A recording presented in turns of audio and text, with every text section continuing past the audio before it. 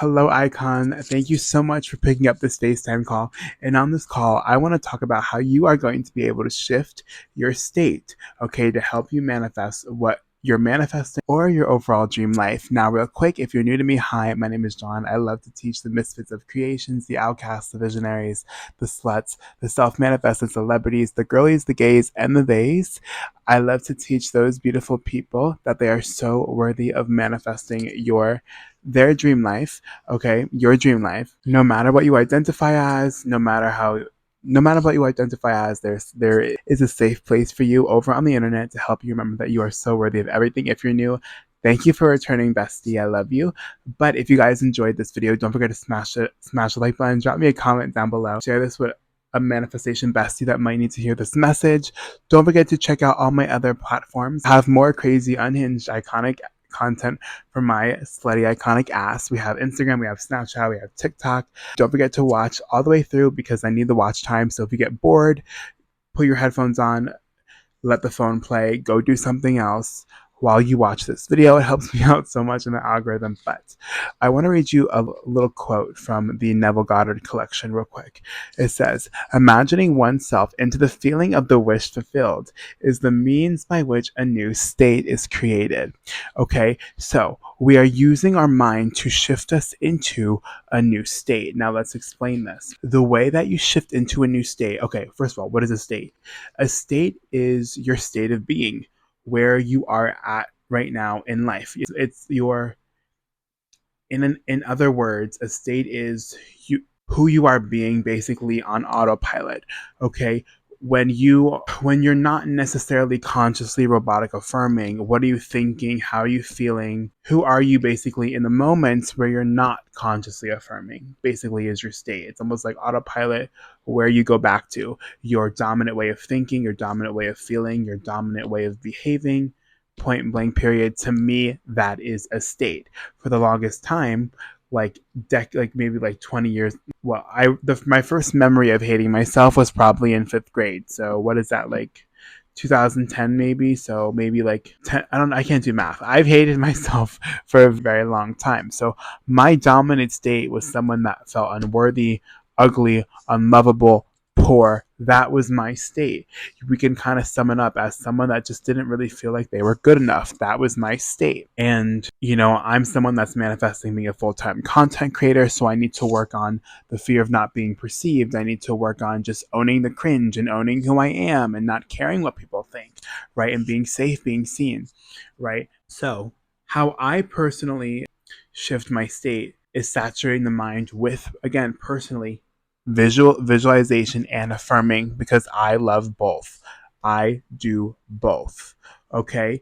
You can go ahead and pick whatever one you like. Okay. Here it says, imagining oneself into the feeling of the wish fulfilled. Okay. But it doesn't necessarily mean like you have to solely stick to visualization. To me, what's important is the repetition aspect. So I visualize my dream life over and over again, but I also affirm it because I'm someone that also loves affirming and visualization. I love them equally, and they both help me feel good, and you guys know I do love feelings over here. I do love feelings. I don't just focus on the thoughts. When I feel good in my personal manifestation journey, I've noticed not just manifestations come in, but people treat me different, people show up different. So, okay, first things first, you have to find, are you more of a robotic affirming girly? Are you a visualization girly? Or do you like both? Find something that you can stick, that it's easy for you to stick with repetition. Stick to grammar. Find a technique that's easy for you to stay disciplined with. And people are like, how can I feel it if I don't know what feeling rich feels like? Or how do I know what feeling madly in love feels like? I've never been in love, or whatever it may be, right? And that really just comes down to feeling happy, okay? There is no specific feeling, okay?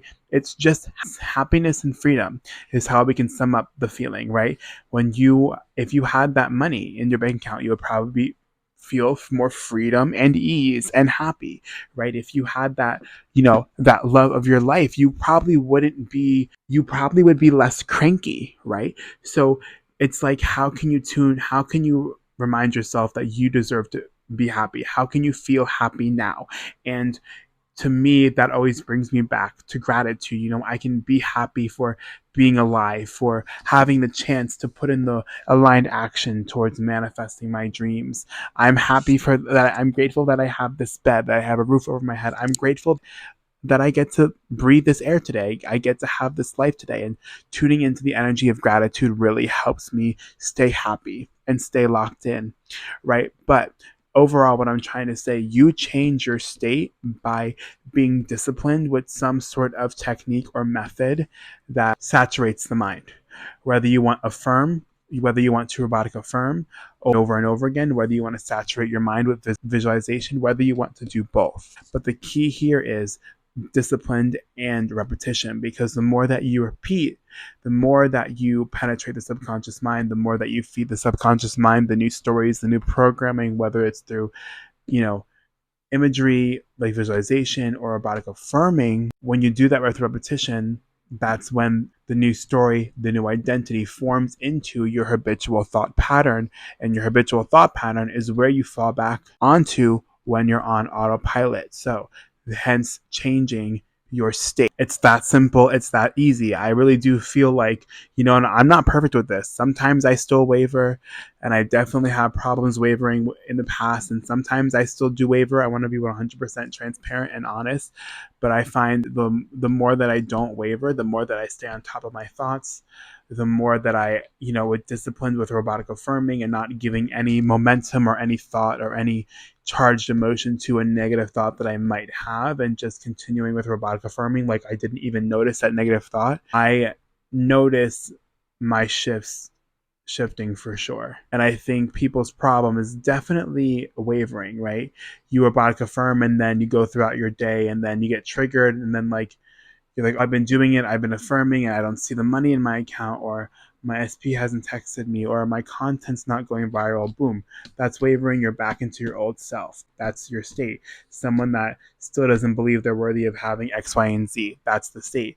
But the longer that we have discipline and keep repeating it, and not letting the 3D get triggered, not letting the 3D trigger us, the longer you stay disciplined with saturating the mind, whether it's through thinking from the end, robotic affirming, visualizing, that's when it changes into your habitual thought pattern, aka your state of being. Okay, so just keep having discipline. I think a lot of people's major problem is discipline. They want to do their affirmations for 5 seconds when they wake up, 5 seconds when they go to bed, and they're wondering why they're not really seeing any changes. It's because that state, that time in between, that time, the rest of the time that you have for your day, in between you saying your affirmations in the morning and at night, that's your state. The state is where you are, how you feel, what you think, what you believe when you're on autopilot. So stay disciplined, keep on with your repetition, keep on penetrating the subconscious mind with your new story, your new identity, and it will eventually fall into place. Again, you want to try not to waver. And wavering to me is if I show the negative thoughts any power and intention. So if I were to sit here and maybe I have the thought of like, I'm ugly. To me, if I ignore it and just keep on affirming and not giving it any thought, momentum, any emotional charge, it's like, okay, like, that's it, period. It's just a thought, okay? But I'm not having a reaction, so it's not like, you know what I mean? You know what I'm trying to say? I don't know. To me, when I can ignore a negative thought, to me, that's like the new story is getting more powerful. The new story is becoming stronger than the old story. So it's like, keep persisting, okay? Do not show any negative thoughts, any stress, any momentum. Don't judge yourself for having a negative thought. Just simply don't judge, let it be, ignore it. You keep on affirming, right? Because spiraling and wavering happens when you start like beating yourself up, and then you think a negative thought, and you're like, oh shit, I fucked everything up. And then you think a negative thought, you think another negative thought, fuck, it's not manifesting, fuck, I fucked it up, fuck, this shit doesn't work, right? But if you are like just affirming and thinking the more powerful story, a negative thought might slip in there, and you just keep affirming, like you didn't even hear it, you don't pay it no attention, it's not there, okay? That means your new story is getting stronger. But that was it for this short video. I love you guys so much. Don't forget to check out my other platforms. Let me know what you want to talk on, what you want me to touch on, talk on, let me know what other videos you want to see from me down below. But until next time, I love you guys and stay iconic.